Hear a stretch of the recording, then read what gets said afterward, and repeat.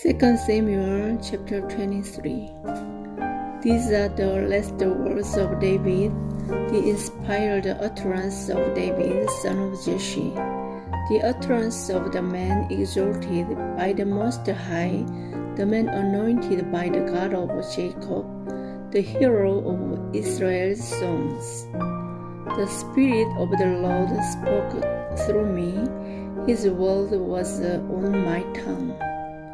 The God of Israel spoke, the Rock of Israel said to me, when one rules over people in righteousness, when he rules in the fear of God, he is like the light of morning at sunrise on a cloudless morning, like the brightness after rain that brings grace from the earth. If my house were not right with God, surely He would not have made with me an everlasting covenant, arranged and secured in every part. Surely He would not bring to fruition my salvation and grant me my every desire. But evil men are all to be cast aside like thorns, which are not gathered with the hand. Whoever touches stones uses a tool of iron or the shaft of a spear. They are burned up where they lie. These are the names of David's mighty warriors. Josheb-Basshebeth, a Tekomonite, was a chief of 3. He raised his spear against 800 men whom he killed in one encounter. Next to him was Eleazar, son of Dodai, the Ahohite. As one of the 3 mighty warriors, he was with David when they turned the Philistines gathered at Pas-dammim for battle.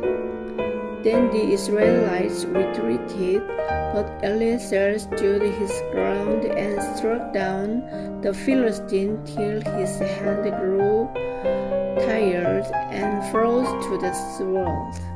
The Lord brought about a great victory that day. The troops returned to Eleazar, but only to strip the dead. Next to him was Shammah, son of Agi the Harite. When the Philistines banded together at a place where there was a field full of lanterns, Israel's troops fled from them. But Shammah took his stand in the middle of the field.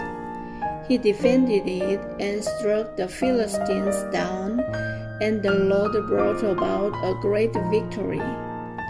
During harvest time, 3 of the 30 chief warriors came down to David at the cave of Adullam, while a band of Philistines was encamped in the valley of Rephaim. At that time David was in the stronghold, and the Philistine garrison was at Bethlehem. David longed for water and said, "Oh, that someone would get me a drink of water from the well near the gate of Bethlehem." So the 3 mighty warriors broke through the Philistine lines, drew water from the well near the gate of Bethlehem, and carried it back to David. But he refused to drink it. Instead, he poured it out before the Lord. "Far be it from me, Lord, to do this," he said. "Is it not the blood of men who went at the risk of their lives?" And David would not drink it. Such were the exploits of the 3 mighty warriors. Abishai, the brother of Joab, son of Zeruiah, was chief of the 3.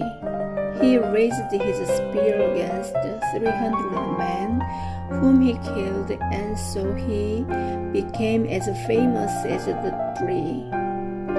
Was he not held in greater honor than the 3? He became their commander, even though he was not included among them. Benaiah, son of Jehoiada, a valiant fighter from Kabzeel, performed great exploits. He struck down Moab's 2 mightiest warriors. He also went down into a pit on a snowy day and killed a lion. And he struck down a huge Egyptian. Although the Egyptian had a spear in his hand, Benaiah went against him with a club.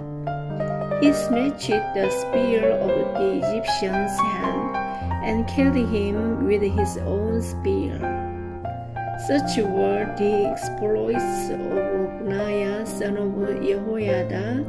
He too was as famous as the 3 mighty warriors. He was held in greater honor than any of the 30, but he was not included among the 3. And David put him in charge of his bodyguard.